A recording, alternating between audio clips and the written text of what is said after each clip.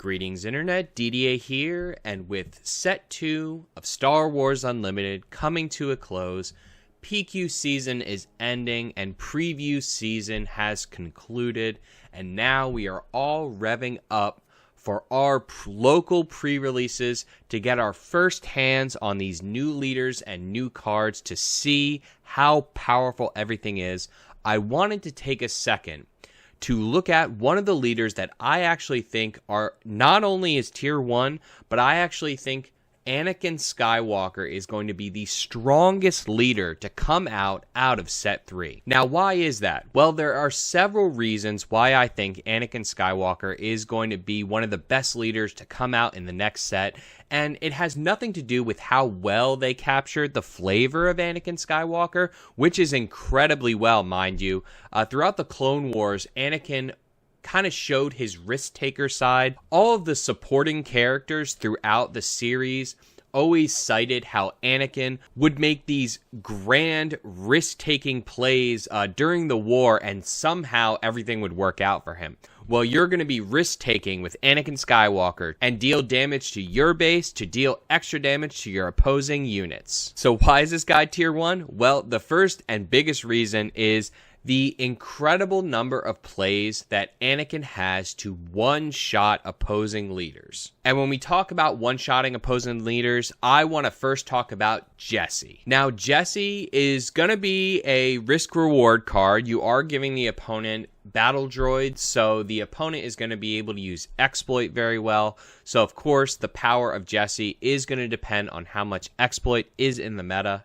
But I do think he is worth the risk because he is going to deal 5 damage, be able to one-shot Sabine on deploy, and then with Anakin ability, he can actually one-shot Boba on deploy for 7 damage. The other thing about Jesse with Anakin Skywalker is Jesse actually enables Anakin Skywalker's strategy, which is giving you 1/1s in the ground arena, enabling you to be able to overwhelm them for extra damage with Anakin's ability. This means that Jesse is going to be pushing and have extra synergy with Anakin in 2 different ways. Not only is he overstated for Anakin ability to one-shot those leaders, but also he's giving you those 1/1s so you can use all those overwhelm units to deal extra damage. Even the green decks that usually like resupply or super laser tech in order to get out their Boba a turn early on turn 4, well, resource 4, well, Jesse is still going to be able to one-shot that Boba leader, the Boba Green that's coming out early. There are so many amazing cards that Anakin has to play around with, and of course, when you're building Anakin Skywalker,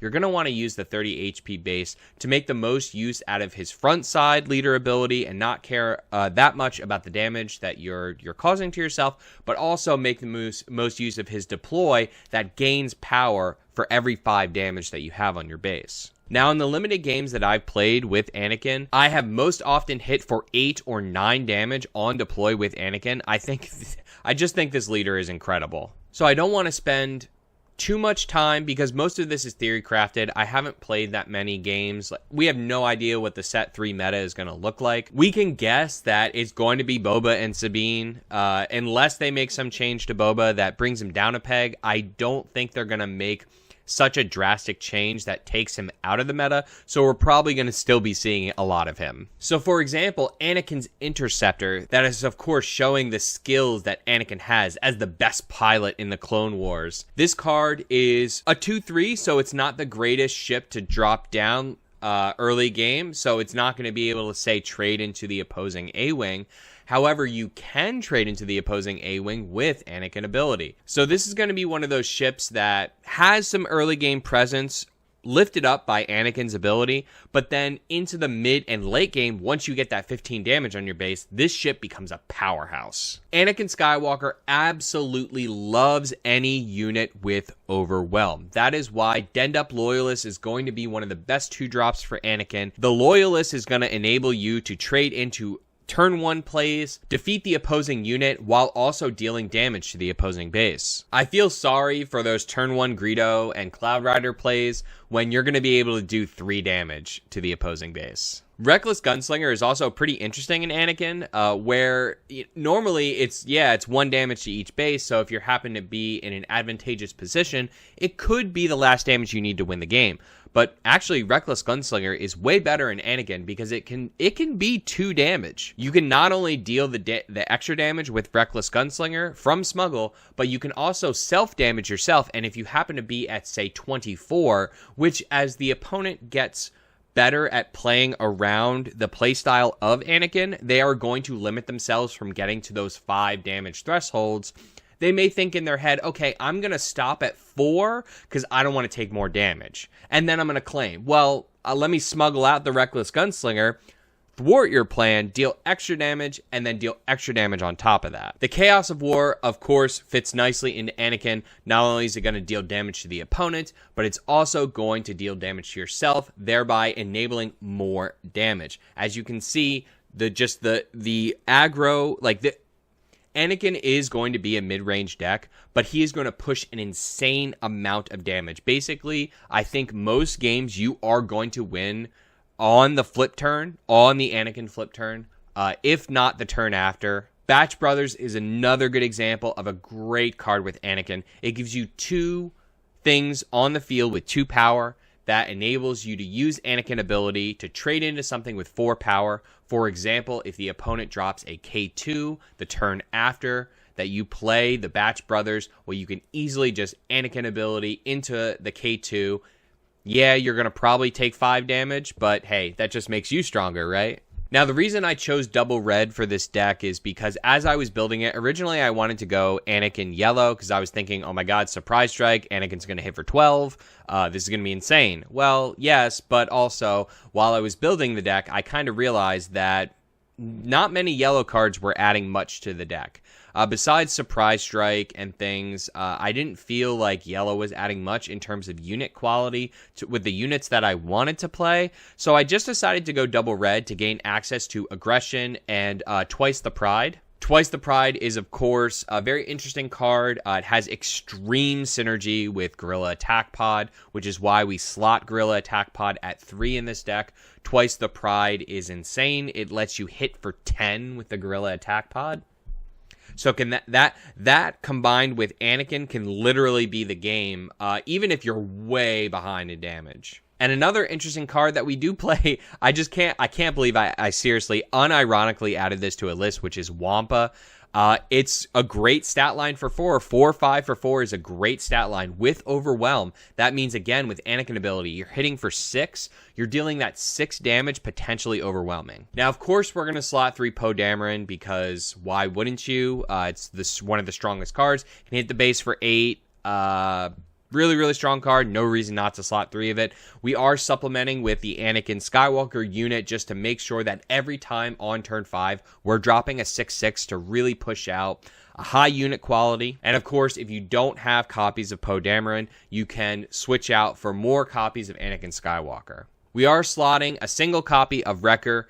I preferred Gorilla Attack Pod over Wrecker since we're self-damaging ourselves. Gorilla Attack Pod is going to come out ready. Also, with the synergy with Twice the Pride, I wanted to really push that. But of course, I do have Wrecker in the sideboard for longer matches. You know, not having Timely, not having ECL, Wrecker is not as strong in the double red. And then our sideboard is mostly filled out with the rest that we need to kind of flesh out the 3 ofs in our deck. We have the rest of the Wreckers in there, the other Chaos of War, but then also I figured if we wanted to play really, really slow, we could just kind of go into the discarding from hand. I was thinking, like, how is this deck going to handle control decks? Well, if it's going to handle control decks, it's probably going to have to pivot into more of a control deck itself because of Anakin only coming out on turn 6. It takes a while to get Anakin out. If you get disrupted, it would be hard for you to get footing against a control deck.